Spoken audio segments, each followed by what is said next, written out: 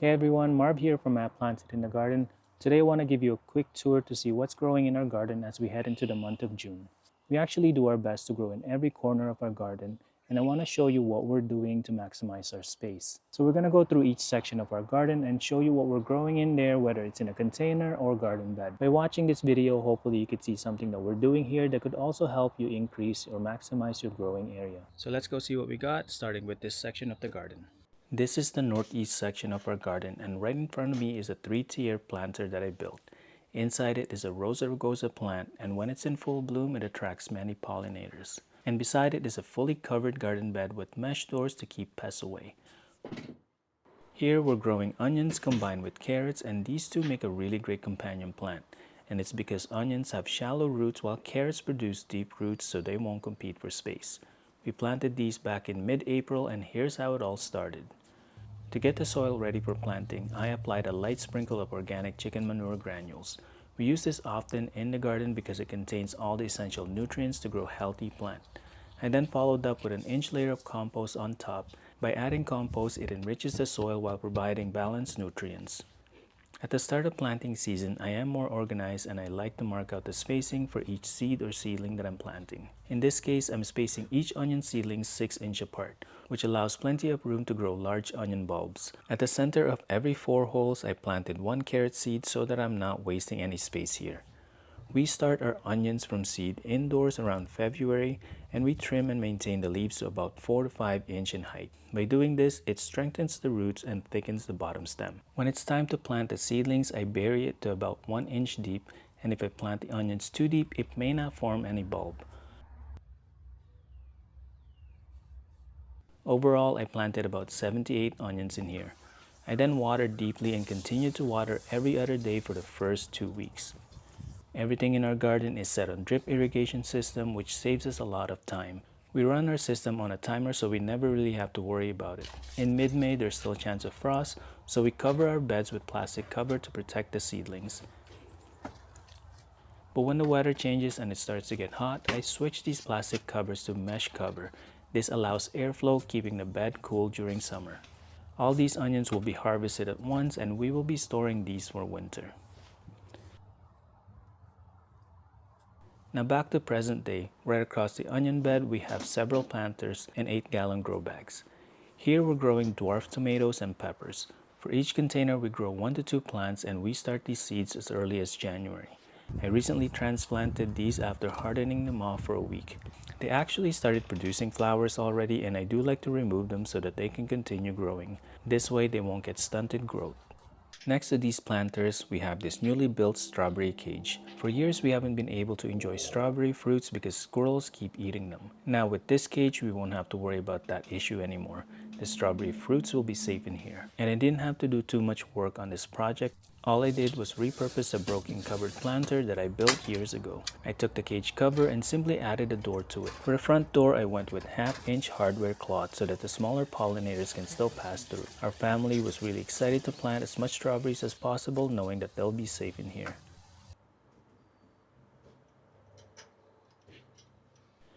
Beside the strawberry cage, we have 2 small containers, and here we're growing mint. Even in these small containers, they're able to survive winter, and they're starting to come back. And just above the mint containers, we have mini planters with trellis, and every year we grow peas in here.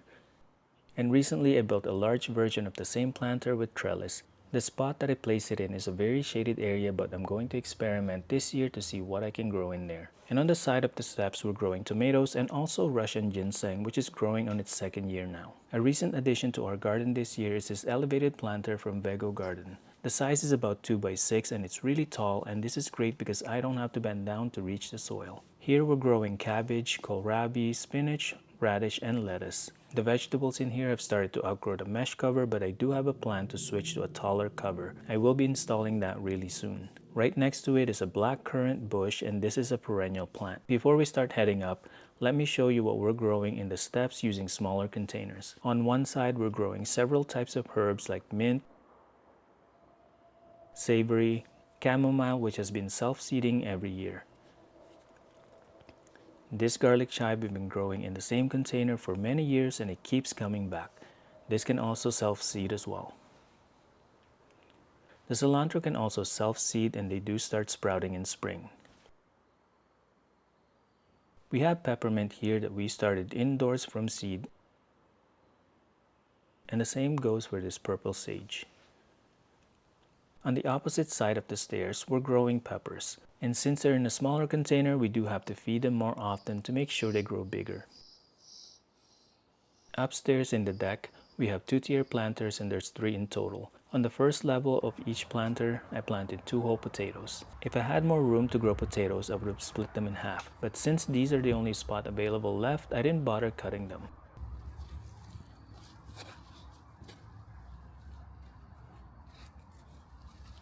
We had great success growing potatoes here, so we're making sure to do it again where they get plenty of sunlight.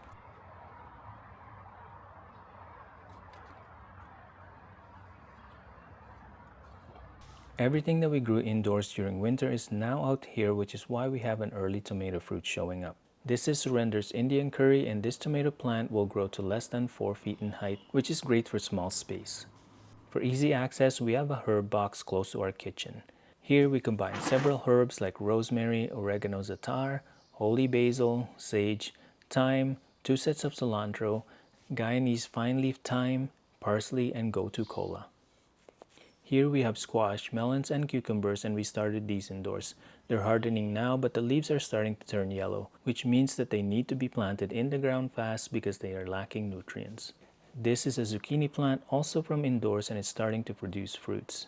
Heading back down to check out the second 4x8 covered bed. But first, let me show you the red currant bush that we relocated here. I am planning to get this taller and prune the sides to make room for the side doors.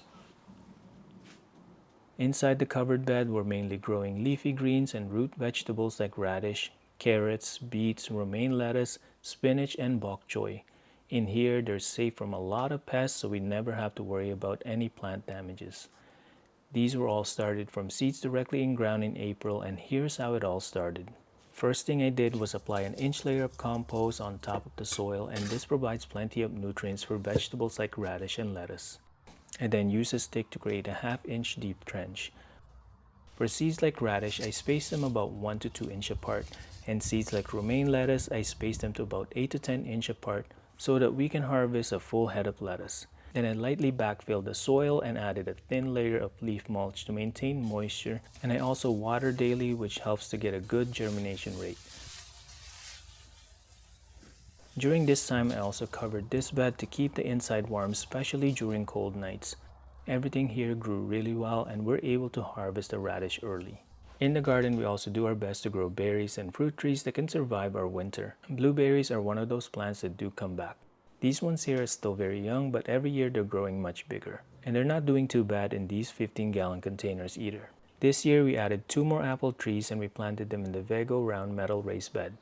It's an open bottom, so the roots will eventually spread directly in the soil so that it can grow bigger. We also have a plum tree right close to it, and right beside the plum tree we have several garlic which are growing really well in a 3x8 raised bed. We've been growing the same garlic variety for years now. One is called Music and the other is called Red Russian. Both are hardneck type garlic, and so far they're doing amazing. The stalks are very thick, which is a good sign that the garlic bulb below is going to be big. We're really happy with how they're growing, and this all started last fall when we planted them. During planting, we space each clove about 6 inches apart, and we plant them deep to about 4 to 5 inches. We then selected the biggest clove and saved the smaller ones for cooking.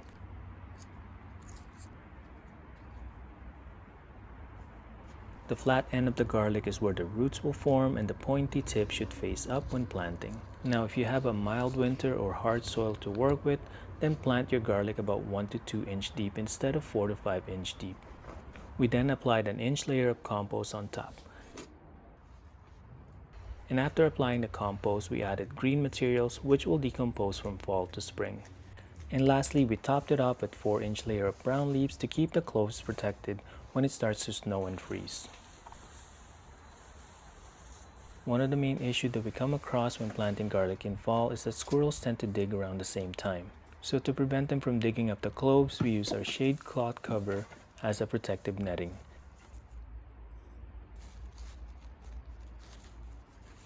After planting, I only watered it once, and this is enough to encourage the roots to form before winter season. By winter, the garlic will go dormant and sprout again by springtime.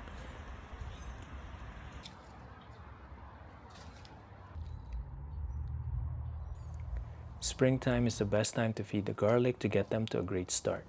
This year we use organic chicken manure granules to feed our garlic, and we will continue to apply this monthly and stop a month before harvest time.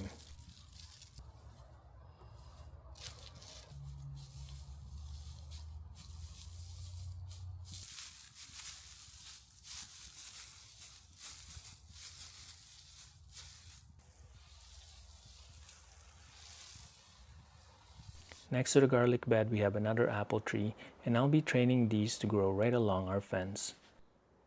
Then we have two raspberry plants that we moved over in these round metal beds, a red and gold raspberries. Originally we had them in plastic pots, now they're in a more permanent spot.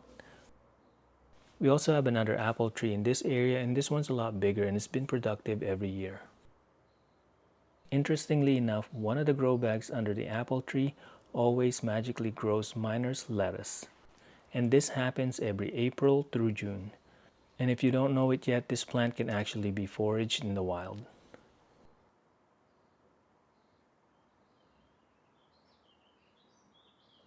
Beside our greenhouse, we have another plum tree. This one is still a young plant, so it's likely not going to produce any fruit this year. Inside the greenhouse, everything grew much faster because it's much warmer in here, and the vegetables were all protected from the frost. And here's what we're able to harvest already. We have bok choy, spinach, radish, purple bok choy, oak leaf lettuce, gailan, and purple mizuna.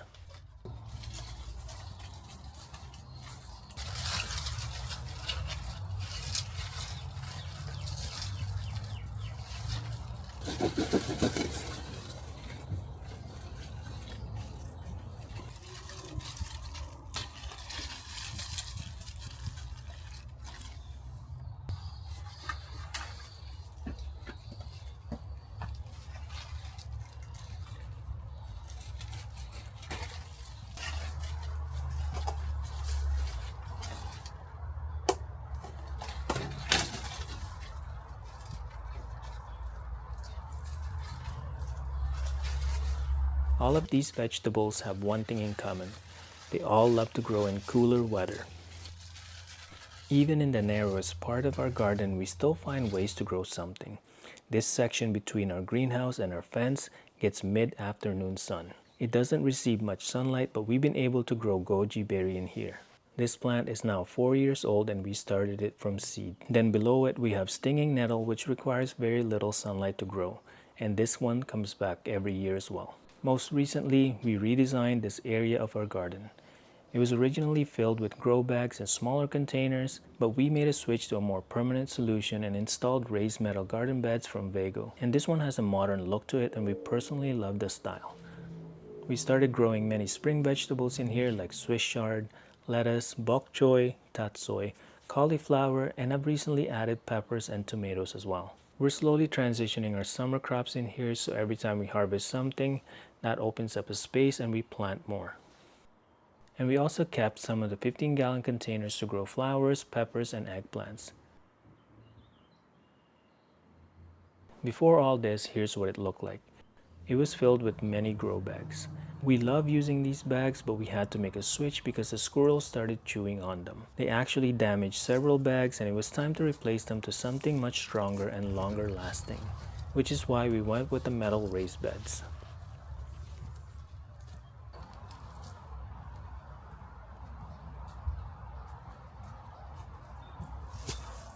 This was actually a lot of work, but it needed to be done. To prevent critters from digging under, I first placed a hardware cloth.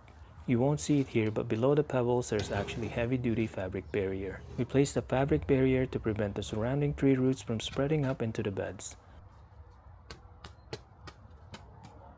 Overall, we installed 8 metal raised beds and we're extremely happy with how it all turned out. We're really glad that we have more growing area to work with. To fill all these garden beds, we wanted to use any materials that we can get for free. So we started with a layer of brown cardboard materials. We then followed it with dried leaves and twigs. We also have a lot of unfinished compost inside the compost bin, so we used those as well.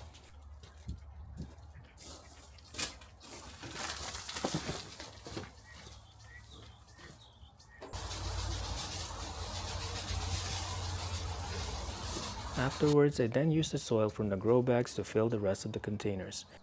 There's actually enough soil from the grow bag to fill all the containers. And I was really happy with that because I didn't have to buy more soil.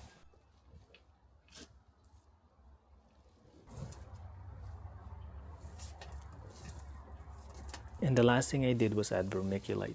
I wanted the soil to be nice and loose but also retain moisture, and by adding vermiculite I'm able to do just that.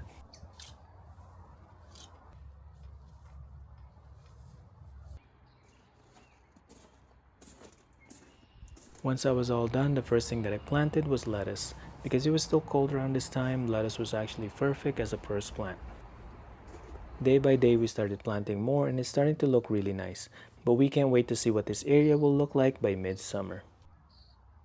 Over at the far end of this area we actually have a cherry tree. Even though this tree is very productive, it's actually difficult for us to harvest cherries because squirrels keeps eating them year after year, and we've tried everything to protect this tree around this time. We even used a netting to fully cover this tree. So they actually found a way inside the netting and they ate everything last year. So this year I'm just using a simple owl decoy and not even gonna try hard, but see if it works. And under the cherry trees where we do compost. This is a shaded area, so it's a perfect location. And close to it we have a bee hotel that we built a while ago. For the first year it didn't actually work, the bees weren't going in there, but last year and this year they actually started using it. And we're glad that it's actually working. Last year we planted asparagus in a container and we recently moved it here. This one's going to take about 2 to 3 years before we can even harvest from them. It's worth the wait because after that we'll be able to harvest them continuously every year for many years.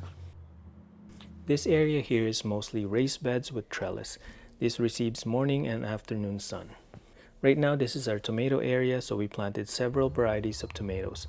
We also planted basil and French marigold, which makes a great companion plant to tomatoes. Whenever we plant tomato, we try to plant them as deep as possible because this helps them grow a stronger root system. One thing to keep in mind when you're growing basil or French marigold is that the slugs are attracted to them. So make sure to remove any slugs that you see around the plant. Aside from that, they're very beneficial. Their strong scent can repel many unwanted pests. Also, French marigold will attract many beneficial insects. So it's always good to have these around the garden. As an addition to the vertical space here, we also added pots along the fence. These are small pots but very tall and they work really well for micro dwarf tomatoes. Right now we're growing orange hat micro dwarf tomato here. Here we have another berry and this one is called gooseberry. One of the biggest downside to having gooseberries is that caterpillars really like them. So I'm always checking this plant daily, making sure that they're not getting eaten. And at the very end of our garden, we have another blackcurrant plant. This one's a great plant because it's super low maintenance and it comes back every year. And it can also grow in the most shaded area. And right next to it, we have another blueberry plant. And as much as possible, we like to collect rainwater. So we installed 2 rain barrels on this side, and they're both connected together. To make it easier to use the rain barrel, we installed a water pump. This pump is then connected to a hose so that we can use it conveniently. Rainwater is great for plant growth. It contains nitrogen and several minerals. You'll probably notice this yourself. After a few days of good rainfall, your plant starts growing much bigger. One thing that we do a lot in our garden is we always love using containers beside our garden beds. Here's a good example. Using a rectangular container, we grew peas so that it can climb on top along with the tomato on the front end. In here we have 2 beds with connected trellis. The size of each bed is about 3 by 8, and this is plenty of room to grow a variety of vegetables. In the middle of each bed we have a trellis, and we use this for a lot of vining plants like peas, bittermelon, and cucumbers. And right now at the edge of each bed we're growing brassicas like cabbage, cauliflower, and broccoli. And each time we harvest a vegetable here, we will replace them with summer crops. Again, we have another container right beside our bed, and this one is actually called soapwort. And this plant can actually be used to make soap. Then we have eggplant in this grow bag, and right beside it we have our favorite mint. This one smells really good and it's called chocolate mint. And if you're wondering how we installed our string trellis, here's how we did it. I installed several eye hooks evenly on all sides of the frame. Then I first ran several strings across, followed by the vertical strings. And then I weaved the strings together to keep it from moving. And this is the most cost-effective way to build a trellis. The best time to grow peas is in early spring, and we like to grow them directly in ground. All we do is use a stick and create a 1-inch deep trench. We space each seed about 1 inch apart, and they don't seem to mind growing close together, and this always works for us. Afterwards, all I do is backfill the soil and plant more at the edge of the bed. For a good plant combination during spring, here's what we grow together. First, we start with peas right at the very center, and these will run up the trellis. Afterwards, I started planting red cabbage, then celery, then cauliflower, and then broccoli. And to protect the seedlings from slugs, I wrap the base with copper mesh wire. This works really great at deterring slugs from eating young seedlings. Broccoli, cauliflower, and cabbage do require a lot of room, and normally you space them about 18 to 24 inch apart, but we like to grow more, so we space them about 12 to 14 inch apart. And again, whenever we transplant or plant a seedling directly in ground, for the first week we water them consistently. We water them consistently so that the seedlings can transition really well and so that the seeds can germinate well too. And to protect these seedlings from frost, we use a plastic cover for a few weeks until the weather starts warming up. When the weather gets really hot, we then switch to a mesh netting to protect them from unwanted pests. For brassicas, the main issue is cabbage moths, so they usually lay eggs under the leaves, and the mesh netting will prevent that from happening. Eventually, the brassicas start to outgrow the netting, so we had to remove them. So around this time, we just had to be more proactive, checking under the leaves for eggs, and remove any green caterpillars that are on the plant. And on the side here, we have another covered bed, and here we're growing onions and horseradish. One thing about horseradish plant is that they can actually spread, so be careful where you plant these. As you can see, we have several young shoots that are growing near the mother plant. The tour is almost over and we're heading to our last spot, which is our favorite spot. And on the side, we have a grow bag with trellis where we're going to be growing tomatoes. This is a very unique bed that we designed ourselves to make use of the vertical space. We have a trellis right in the front, and behind it we have this wall with smaller containers.